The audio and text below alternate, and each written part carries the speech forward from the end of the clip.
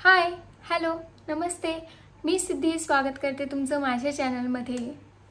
तर मला ना भरपूर कमेंट्स येत होते आणि त्यामध्ये भरपूर प्रश्न विचारले जात होते. सो मी बऱ्याच कमेंट्समध्ये उत्तर दिलेलं आहे. पण असेच प्रश्न आणखीन कुणाला असतील ना तर या व्हिडिओमध्ये मला शक्य होतील तितक्या मी कमेंट्स रीड करून मी त्याचे आन्सर करणार आहे. जो आता माझा रिसेंट व्लॉग होता त्यात मला आहे ना ईशा बागुल 1256 यांची कमेंट आली होती. तुम्ही पोट कसं कमी केलं आणि हो काय काय खाता तुम्ही दिवसभर, फक्त पातळच चुरून खाता का नॉर्मल जेवण करता? तर ईशा, पोट कमी करायचं म्हणाल तर माझ्या डिलिव्हरीला काही फार दिवस झालेले नाहीयेत. सो पोट कमी करण्याची प्रोसेस अजूनही चालूच आहे. पण मी पोटाला पट्टा बांधते एव्हरी डे. सो तुम्ही ते कसं बांधायचं तो व्हिडिओ मी इथे आय कार्डमध्ये देईल किंवा एंड स्क्रीनमध्ये देईल, तुम्ही तो वॉच करू शकता. आणि घरच्या घरी पट्टा तयार कसा करायचा साडीपासून ते सुद्धा मी त्या व्हिडिओमध्ये दाखवलेलं आहे. आणि पट्टा कसा बांधायचा हे सुद्धा मी त्या व्हिडिओमध्ये दाखवलेलं आहे. आणि तुम्ही दिवसभर चुरूनच खाता का? तर ज्यावेळी आपण कंप्लीट बेड रेस्टवर असतो आफ्टर डिलिव्हरी तेव्हा चुरूनच खाल्लं पाहिजे असं मला तरी वाटतं. कारण की आपली त्यावेळी जास्त हालचाल नसते. त्यामुळे जे आपण कोरडं जे नॉर्मल जेवण करतो ते जर केलं ना तर ते पचायला खूप अवघड असतं. कारण आपलं शरीरसुद्धा खूप मोठ्या सर्जरीमधून गेलेलं असतं. जर तुमचं C-सेक्शन झालेलं असेल तर आपल्या शरीराला थोडंसं इझी व्हावं प्रोसेस करणं, आपण जे जेवण करतोय ते आपल्या शरीराला इझी व्हावं प्रोसेस करणं आणि त्याचं लवकरात लवकर दुधामध्ये कन्वर्ट व्हावं. कारण की आपलं बाळ सतत फीड मागत असतं.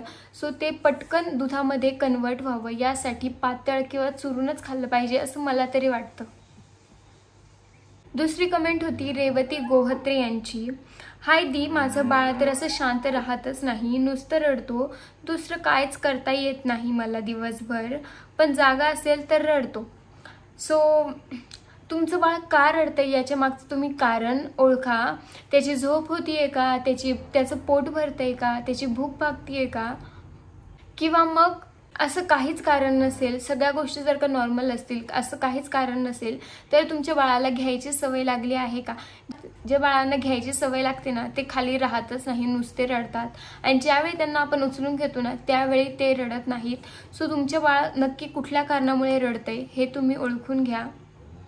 तिसरी कमेंट होती अप्पू शुभू. ताई, तुझ्या डिलिव्हरीला किती मंथ झालेले आहेत? सो डिअर, माझ्या डिलिव्हरीला आता 2.5 महिने पूर्ण झालेले आहेत. यानंतर हर्षदा शिरसाट यांची कमेंट होती. तुमचं बाळ दिवसातून किती वेळा पॉटी करतं ताई? प्लीज रिप्लाय द्या, माझी कमेंट नेगेटिव्ह घेऊ नका. तर हर्षदा, नेगेटिव्ह घेण्यासारखं यात काहीच नाही आहे. तर माझं बाळ दिवसातून एक वेळा, शक्यतो एक वेळाच पॉटी करते, जास्त वेळा नाही करत. बाळाच्या पॉटीबद्दल ना भरपूर आपल्याला डाऊट्स असतात. तर बाळाने 8 दिवस जरी शी नाही केली ना तरी ते नॉर्मल असतं.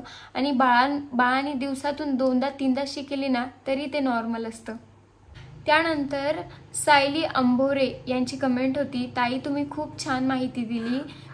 थँक्यू सो मच सायली, तुम्ही वेळ काढून कमेंट केली त्यासाठी. त्यानंतर मनीषा कदम यांची कमेंट होती. हॅलो ताई, माझं पण बाळ जन्माच्या वेळेस 2,600 kgचं होतं आणि आता 2 मंथचं माझं बाळ झालं आणि आताचं वेट आहे 5,200 kg आहे. तर तुमच्या बाळाचं वेट खूप छान वाढलेलं आहे, तुम्हाला टेन्शन घ्यायचं काहीच कारण नाही आहे. त्यानंतर रेवती गोहत्रे यांची पुन्हा कमेंट आहे. हाय दी, माझं बाळ 3 मंथचं आहे आणि वजन 3 kg आहे, काय करू सांगा ना प्लीज. सो बाळाचं वेट जे आहे ते पूर्णपणे त्याच्या बर्थच्या वेळी त्याचं जे वेट असतं त्यावर डिपेंड असतं. सो तुमच्या बाळाचं जन्माचं वेट जे होतं त्याच्या डबल बाळाचं वेट बाळ जेव्हा 5 महिन्याचं होईल तेव्हा असलं पाहिजे. त्याच्यापेक्षा जास्त असेल तर काहीच प्रॉब्लेम नाही आहे, त्याच्या आत असायला नको आहे. आणि त्याच्या आत जर असेल तर तुम्ही एकदा डॉक्टरांना दाखवून घ्या. त्यानंतर सुनवीप लाईफ स्टोरी, जर मी प्रोनाऊन्स करायला चुकत असेल तर आय एम सॉरी, त्यांची कमेंट होती. तुम्ही तुमच्या बाळाला डायपर लावता का? कारण माझं बाळ पण 1.5 मंथचं आहे. सू केल्यामुळे बाळाची झोप डिस्टर्ब होते. सो मी खूप कन्फ्यूज आहे एवढ्या लवकर डायपर यूज करावं की नाही ते. तर तुम्ही नक्कीच तुमच्या बाळाला डायपर यूज करू शकता. जर तुम्ही मला विचाराल तर मी माझ्या बाळाला फक्त रात्रीच्या वेळी डायपर यूज करते. दिवसभर मी त्याला डायपर यूज करत नाही. आणि आता सध्या तर थंडीचे दिवस आहेत, सो बाळाला रात्रीचं डायपर यूज केलंच पाहिजे. त्यामुळे बाळाची सुद्धा झोप होते आणि आपली सुद्धा झोप होते. त्यानंतर राजश्री आदे यांची कमेंट होती, ताई माझं बाळ ब्रेस्टफीड करत नाही तर फॉर्म्युला मिल्क पावडर देते, तर कोणतं मिल्क पावडर बेस्ट आहे, तो माझं मिल्क घेतच नाही, ताई प्लीज रिप्लाय द्या. तर राजश्री, मी तुम्हाला सांगेल की तुम्ही बाळाला ब्रेस्ट फीडच करा. जर तुम्हाला पुरेसं दूध येत नसेल, जर तुमच्या बाळाचं दुधाने पोट भरत नसेल तरच तुम्ही त्याला फॉर्म्युला द्या. अदरवाईज तुम्ही त्याला ब्रेस्ट फीडच करा. आणि जरी तुम्ही त्याला फॉर्म्युला देत असाल तरी सुद्धा स्टार्टिंगला तुम्ही त्याला ब्रेस्ट मिल्कच द्या आणि त्यानंतर टॉपअप करायला तुम्ही फॉर्म्युला मिल्क वापरू शकता. त्यानंतर अलिनोनी ॲश, पुन्हा मी प्रोनाऊन्स करायला चुकत असेल तर आय एम सॉरी, यांची कमेंट होती, हाय रात्री बाळ किती वेळेस उठतं आणि किती वेळेस सुशी करतं. तर आता हे तुमचं बाळ किती वेळा उठतं, तर बाळ किती वेळा उठतं हे तो किती मंथचा आहे, त्याचं एज काय आहे यावर डिपेंड आहे. आणि जर माझ्या बाळाचं विचाराल तर माझं बाळ 3 वेळा उठतं आणि जेव्हा जेव्हा तो उठतो त्यावेळी तो सू करतो, शी तर रात्रीचं नाही करत. त्यानंतर नैना चौकशे यांची कमेंट आहे, 2 इयरच्या बेबीचं वेट किती असलं पाहिजे. तर जसं मी आधी सांगितलं तसं बाळाचं वेट हे पूर्णपणे त्याच्या बर्थच्या वेटवर डिपेंड असतं. 2 इयरचं बाळ ना हे फार जाड नसतं. जर तुम्ही तुमच्या बाळाचं तब्येतीवरनं जर का काळजी करत असाल ना, 2 वर्षाचं बाळ ना याची फार तब्येत नसते, कारण की ते सतत धावत असतं, सतत पळत असतं आणि ते जितकं ॲक्टिव्ह असतं ना तितकंच ते चांगलं असतं. जर तुम्हाला असं वाटत असेल ना की त्याची तब्येत नाही आहे तर काळजी करण्याचं काहीच कारण नाही आहे, कारण की टॉडलर्स ना हे सतत धावत असतात, त्यामुळे त्यांचं वेट हे कमीच असतं. त्यानंतर ईशा बाबुली यांची कमेंट होती, एक प्रश्न होता माझा, जेवण वेळेवर नाही केल्यावर बाळ शी करतं का सारखं सारखं, प्लीज रिप्लाय. आणि जर तसं असेल तर उपाय काय, कामामुळे टायमावर जेवण करता येत नाही. तर ईशा, जर तुम्ही स्टार्टिंगपासून जर का असं रुटीन ठेवलं ना की तुम्ही घड्याळाच्या काट्यावरच जेवण करणार, तर अचानक जर का तुमचं रुटीन चेंज झालं ना तर याचा परिणाम तुमच्या स्वतःवर होणार आहे. आणि तुमचं रुटीन चेंज झालं ना की तुमच्या शरीरात काहीतरी गडबड झाली की ऑब्व्हियसली तुमच्या बाळावर याचा परिणाम दिसणार आहे. तर तुमच्या जेवण टायमावर न करण्याचा इनडायरेक्ट परिणाम बाळावर होणार आहे. जर तुमच्या शरीराला हे सूट नाही झालं ना तरच त्याचा परिणाम बाळावर होणार आहे. त्यानंतर कुणाल मोर्डे यांची कमेंट होती, तुमच्या बाळाचं नाव काय आहे मॅडम. सो माझ्या बाळाचं नाव हे डिसाईड तर झालेलं आहे आणि त्याचं बारसं करायचं आहे, त्यामुळे त्याचं नाव अजून डिस्क्लोज केलेलं नाही आहे. त्यानंतर पल्लवी लोंढे यांची कमेंट होती, माझं बाळ ब्रेस्ट फीडिंग करतच नाही, फॉर्म्युला मिल्कवरच आहे, खूप टेन्शनमध्ये आहे मी.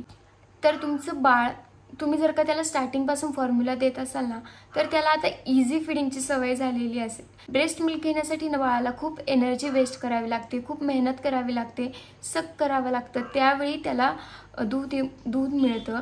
जर तुम्ही त्याला स्टार्टिंगपासून फॉर्म्युला देत असाल, तुम्ही जर त्याला चमच्याने पाजत असाल किंवा मग बॉटलने फीड करत असाल तर त्याला खूप इझी फिडिंगची सवय झालेली असेल आणि अचानक आता तुम्ही जर का त्याला ब्रेस्ट मिल्कवर शिफ्ट कराल तर तो फीड घेणार नाही. सो तुम्ही काय करा, ज्या वेळी बाळ डिमांड करेल दुधाची त्यावेळी त्याला चमच्याने किंवा बॉटल फीड न करता त्याला सगळ्यात आधी ब्रेस्टला लावा, ब्रेस्ट फीड करायला लावा. त्याला भूक लागली असते त्यामुळे तो फीड घ्यायला स्टार्ट करेल आणि तुम्हाला हे रेग्युलरली करायचं आहे. बाळ ब्रेस्ट मिल्क घेत नाही म्हणून तुम्ही कम्प्लिटली ब्रेस्ट मिल्क देणं स्टॉप करायचं नाही आहे. त्यानंतर दिनेश पाटील यांची कमेंट होती, तुम्ही दिवसभर काय काय खाता हे पण सांगा ना, आणि तुमच्या बाळाला गॅसचा प्रॉब्लेम होत नाही का, आमच्या खूप व्हायला लागलाय, त्यासाठी तुम्ही काय करता ते पण सांगा की. तर मी दिवसभर काय काय खाते याचा मी एक सेपरेट व्हिडिओ बनवेल. आणि बाळाला गॅसच्या प्रॉब्लेम संबंधित जर विचारत असाल तर जेवण झाल्यानंतर बडीशेप, ओवा, तिळ या सगळ्याची मुखवास तयार करतो आपण बाळंतीण बाईसाठी. सो ते खाऊन तुम्ही बाळाच्या तोंडामध्ये बेंबीवर फुकू शकता. दुसरी गोष्ट म्हणजे तुम्ही गरम पाण्यामध्ये थोडंसं हिंग मिक्स करून बाळाच्या बेंबीच्या भोवती कापसाने लावायचं आहे. त्यामुळे बाळाला खूप रिलीफ पडतो गॅसमध्ये. त्यानंतर अप्पू शुभू यांची कमेंट होती, ताई तू बेबीला गुटी देते का? मी माझ्या बाळाला गुटी देत नाही आणि माझं बाळ 6 महिन्याचं होईपर्यंत मी त्याला काही देणार सुद्धा नाहीये. यानंतर सायली आंबोरे यांची कमेंट होती, हॅलो ताई, माझ्या बाळाला 3 महिने झाले आहे. सी सेक्शन झाले तेव्हा वेट 460 kg होते. नंतर बाळ सी सेक्शन झाले. बाळ वॉमिटिंग करत होतं म्हणून बाळाचं वेट कमी झालं. डॉक्टर म्हणाले बेबी 6 to 1 year पर्यंत वॉमिट करू शकतं, नॉर्मल आहे. आणि वॅक्सिनेशन झालं की विदिन 8 days तर पेन होतं. वरून थंडीमुळे काहीच नाही कळत आहे. आणि बाळ गुटगुटीत कसं होईल यावर व्हिडिओ सांगाल. बाळाची ग्रोथ कशी होईल तेही सांगाल.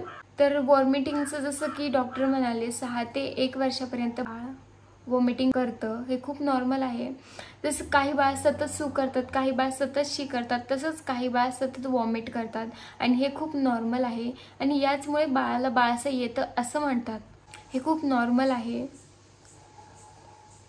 आणि बाळ गुटगुटीत कसं होईल तर त्यावर मी व्हिडिओ बनवलेला आहे. मी माझ्या बाळाचं वजन कसं वाढवलं. बाळ गुटगुटीत कसं होईल तर बाळाची झोप पूर्ण झाली पाहिजे. बाळाला टाइम टू टाइम फीड केलं पाहिजे. जेव्हा जेव्हा बाळ डिमांड करेल तेव्हा तेव्हा त्याला फीड करा. त्याला जर का गॅसचा प्रॉब्लेम होत असेल तर योग्य उपाय करून त्याला रिलीफ द्या. आणि त्यानंतर पूजा पोटभरे यांची कमेंट होती, तुझं पहिलं पण सी सेक्शन होतं का? तर हो, माझं पहिलं सुद्धा सी सेक्शन होतं. आणि त्यानंतर त्यांचीच कमेंट होती, तू फॉर्म्युला मिल्क अजिबात देत नाही का बाळाला? तर नाही, माझं बाळ एक्सक्लुझिव्हली ब्रेस्ट मिल्कवर आहे. आता भरपूर कमेंट्सची मी उत्तरं दिलेली आहेत आणि आणखीन काही कमेंट्स आहेत ज्याची उत्तरे मी नेक्स्ट व्हिडिओमध्ये देईल. लवकरच आपले 3000 सबस्क्रायबर पूर्ण होणार आहेत. तर त्यावेळी मी क्वेश्चन आन्सरचा व्हिडिओ करेल. तर मला तुम्ही कमेंटमध्ये क्वेश्चन्स विचारू शकता. सो जेव्हा माझे 3000 सबस्क्रायबर्स पूर्ण होतील त्यावेळी मी पुन्हा क्वेश्चन आन्सर्स व्हिडिओ करेल आणि तुमच्या सगळ्या प्रश्नांची उत्तरं देईल. व्हिडिओ आवडला असेल तर नक्की लाईक करा, माझ्या चॅनलला सबस्क्राईब करा. भेटूयात माझ्या पुढच्या व्हिडिओमध्ये. तोपर्यंत बाय बाय.